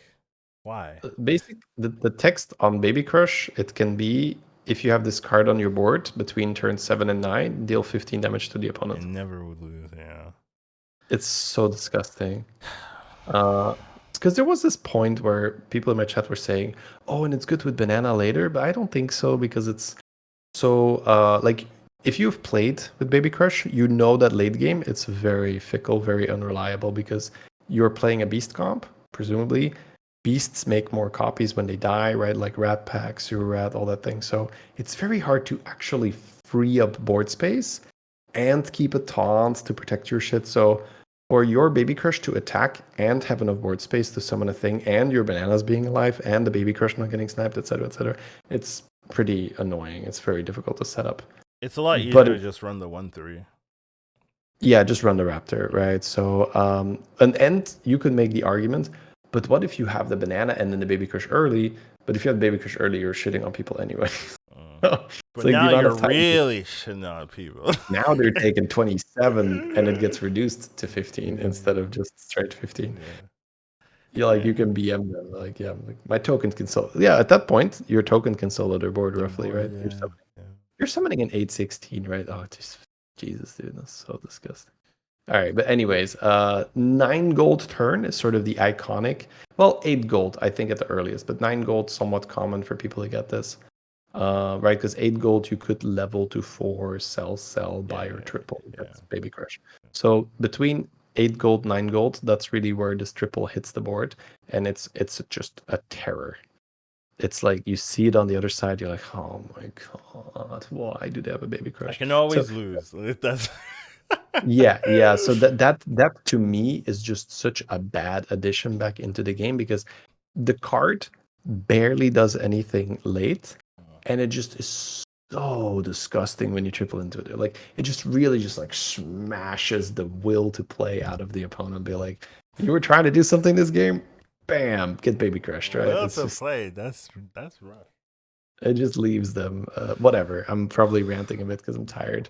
But that's my 2 cents on Baby Crush, which is entirely biased, entirely my own views, right? So I'm fine with that. The one last thing I wanted to talk about was the Witchwing Nest Matron. Like right now in the spec meta, it might not be so prevalent since a lot of people are going for like deflectors and stuff. But I think once, hopefully they nerf some stuff. Like I do think Nestwing Matron is like really strong card, especially once you add like some of these like, what are they called, the new 5-drop mech. Like that card is really gonna be very safe to proc every single all your cards, right? Like if you have a bunch of reborns. My main fear for Nestwing Matron is that up until now we've always really been working with Amalgadon with that, right? We have Mistake, don't we? Still. Well, what Dude, I meant was I dislike Mistake. It always it's smaller. It always seems to come up when I don't want it. Like just like I need a good dragon. Oh, here's a Mistake. I need a good, elemental. Here's a Mistake. I need a good mech or whatever. Like here's the Mistake. I'm just like, come on, stop you're taking my spots. You're using the cookie hero power, and the Mistake's like, I'm a you cycle Tad. I'm also a murderer. Yeah. What card got removed? A boom. What the 4/4 or the 5/5 that got removed from it? It just kind of sucks. Yeah, Ball of Minions. Ball of Minions. Yeah, it got removed to get us. Mistake. I mean, imagine all Ball of Minions is broken. I agree. Like, I'm not arguing that though. It should be in the game. I'm just saying, like, yeah. All right, so time for Amalgadon to come back. I hear you. Let's go, baby. Amalgadon 2023. Let's do it. Come on. I don't know. Probably not. I enjoyed the Amalgadon meta. Not a lot of other people. Well, I think a lot of people enjoyed it until they didn't. Right? At some point, it was just like too oppressive. Just get more Amalgadon.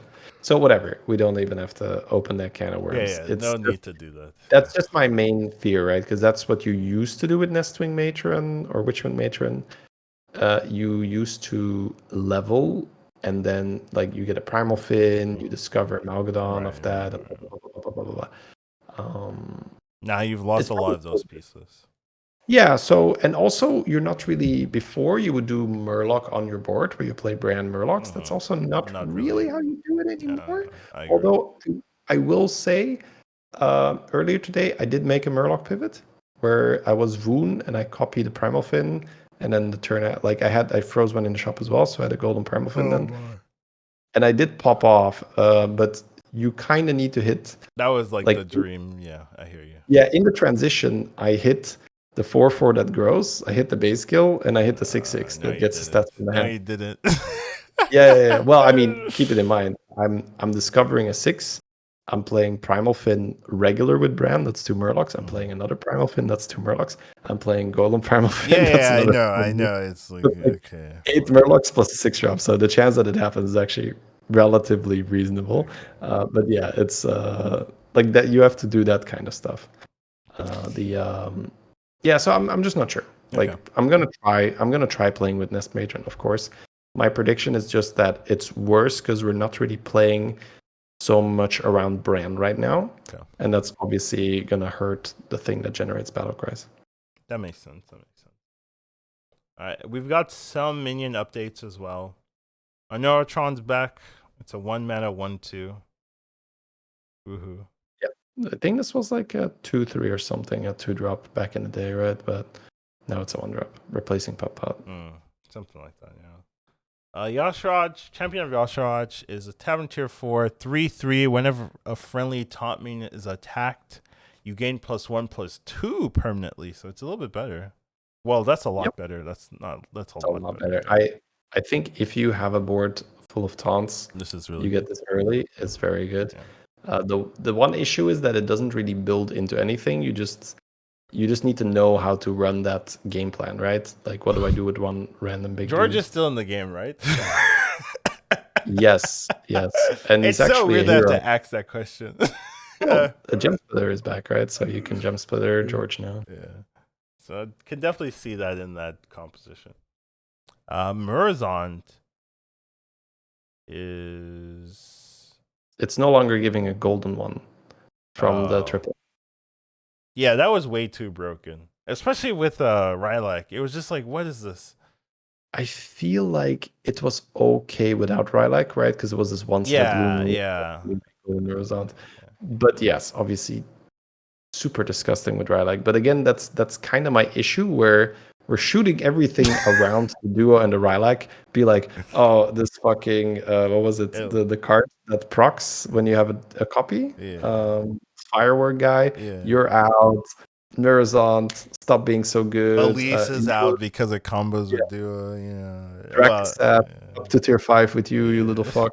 It's like we're doing everything, and it's like, oh, Rylak, oh, duo, it's okay. You guys move up 1 tier. It's okay. It's like whatever. I keep making that joke. I think it's okay because I don't want to give them too much of a hard time. They made new cards, right? Like, obviously for me, it's very easy to say, just remove the new card. It's too good, right? But they can't do that. They're like, no, we can't. Like, we got to keep the new card in the game. So I understand it. It's just funny where you see pretty much everything around those cards being nerfed to make sure that, they can't do it. They can be kept around. All right. Next up, we have Greasebot. So Greasebot is after a friendly minion loses Divine Shield, gain +2/+2 permanently, but it's now a 1/4. But we've talked about Greasebot already. It's just not the meta for it right now compared to the other things you're doing with mechs. This is like because not as empowering. Right? Yeah, it feels a bit too difficult to get the 6-drop. This is not a mech meta to play Greasebot. Play it in the other mech meta. But yeah, it's too slow, basically. The other mech scaling is a lot better. Yep. All right, and then I guess the last one, but not the least one, is that quests. We've got new bartenders. Finally, some representation. God damn. All right. No, but for real though, good on them for doing that. But yeah, let's talk about the quests actually. Yeah, so July 11 is when they're reintroducing quests. And I'm assuming they're saying we have a few updates to quests and rewards this time around. Yeah, there are new I'm not gonna Yeah, do any. don't even mention. Yeah. That's, But apparently there's some new quests and rewards, so that's gonna be fun. yeah. I wonder how they're gonna balance. At the start, it'll be mayhem, but that was last time too, right? Yeah. Like, remember when we got to playtest cards? Yeah. And stolen gold was super fucking easy and made 2 golden minions. Yeah, I remember. It wasn't just the back one, right? It made 2 fucking golden minions. It was so broken. It was, yeah. So there are definitely going to be some quests that are way too strong, but that's normal. Well, I mean, maybe not this time around. Who knows? But their quests are going to be way too strong. It's going to be so. But because also you want your new shit to be played, right? You don't want the new quest to be super bad so people can't take it. So rather overshoot a bit than undershoot. But yeah, that's what's on the menu, guys. So definitely stay tuned for that. It's going to be super fun. I'm going to be having a lot of content about that. I don't know if quests are really Collins' jam, but then again, we have buddies. I love quests. Quests are my favorites. I've been saying that for years. What are you talking about, shit? Okay, yeah, I really like buddies. Buddies are great. I did really well at buddies. That's right. I don't know. We'll see. Oh man. All right. Yeah, that was a podcast. That was a podcast. I hope it's not too long. But yeah, we should cover everything. Definitely these 2-week cycles definitely let you go from patch to patch, which is kind of nice. Yep. Definitely have some shit to talk about every time. Anything you're most excited for in terms of like heroes or minions? Well, in terms of the announcement quest for sure, because I love quest. Of course. In terms of the minion stuff, just waiting for the nerf to Scrap Scraper. Really, I'm happy Leapfrogger's gone. That's my most exciting thing change. True. Yeah, Frog's gone is pretty good. Yeah, it's really hard right now to say like what it's gonna like, because sometimes. Oh right, we haven't talked about the meta itself. Like mechs are crazy. Yeah, I think we've meandered around it, but like it doesn't make sense to do anything that's not really mechs right now. So my playbook in a mech lobby is play mech or counter mech. How do you counter mech? What does that mean? Like dinosaur, a stomper, lots of tokens, AoE damage and all that. So you essentially the opposite of countering mech is poison. Poison is awful into mech, right? Because they have so many shields. So Leroy, good, because it goes through shield. Poison, bad, doesn't go through shield. Right. So you want to do like Mama Bear Rat Pack kind of shit. Mama Bear Rat Pack, Stomper, maybe Banana, right? Or base skill Banana, still okay. But a bit less so, because you're still creating one and large there's no guy. more Blanchy for it. Yeah. So it has to be a Raptor or, something else. But like a bunch of tokens with Octosari and shit like that still works. So you do see a lot of subpar mech boards because everybody tries to play mech. Right. So like 2 Mama Bears and like some Rat Packs and shit, that cuts through a lot of the mediocre mech shit you're going to fight, and then you take like second or third, and there's like 1 or 2 really good mech boards. And obviously yourself, if you can find Scrap Scraper, just do that. It's super good. So you get Scrap Scraper, Deflectobot. Those are your 2 big cards. And then after you have those 2, you just make a big Deflectobot. You have some resets on the board. And then if you can, you get Drakari, you get Utility Drone, and that takes it to the next level. And then obviously late game, if you can add a Boxer, that's great. In the non-mech lobbies, the game does feel a lot better. Then it's a bit more Murloc stuff or, Quillbore stuff or this or that. But it's really I also hard. think Quillbores are like number 2, which is so... It depends, right? You don't necessarily agree with that, okay? Well, for me, it's Murloc because I think Murlocs are more versatile. But it all depends on. So if we're talking about ceiling kind of stuff, yeah, Quillbore. But Quillbore just require that setup, where if you don't have a good engine to buff your gems, which is not that easy. They're all on 3. I mean. Well, but that's not an engine, right? If you just get the Rylak afterwards. Yeah. But that's my Twitch chat talking. Like, oh, you'll always get the Rylak in time, Shady. It's fine. It's that simple. When have you not rolled the one missing piece of your combo. That doesn't happen, right? You That always get happens the every game, really. yeah. I hear So what you're yeah, saying. that is a big deal. Yeah. So if you get the setup rolling, they're extremely powerful. So, but when I look at my overall grade in terms of do I like this type more or that type, it's very hard to really miss when you're doing Murloc Well, stuff. you're a scammer. Like you're I a am a scam. Yeah, you're a big scam player. scammer. So So if you're good at that transition where you're like, "Ooh, how many poisons can I fit this game?" then I think Murlocs are very good because you can still do stats with Murlocs, right? You just can keep the 4 that 4 in your one hand. stat in the back, just as insurance. I hear you. Yeah, but I mean, today I had 2 big Murloc wins, right? With the 6/6 guy that grows with the stats in your hand, so I do that too. But that's why I say it's versatile, right? You can still do banana things as well with Murlocs, right? You have the Scour Fin and the base skill, Buffo and Beast. So whatever. But yes, Cool War have a super high ceiling if you do buff the gems. Fair enough. All right, I'm gonna Yeah, go yeah, follow yeah. up It's now. time to sleep. It's time to sleep for sure. All right. Thank you guys for joining us here. You can catch us on the HSBG podcast. Send us feedback at hsbgpodcast@gmail.com. You can find us on YouTube and Twitter and Twitch. Shady Bunny live, Educated Collins, Hearthstone, that kind of thing. Or just Shady Bunny and then just Educated Collins. Anyways, take care of yourselves. Have a good time. Enjoy the meta until it changes. It should change reasonably, and then we'll see you in the next one. Have a good one, everyone. Ba-dum-dum.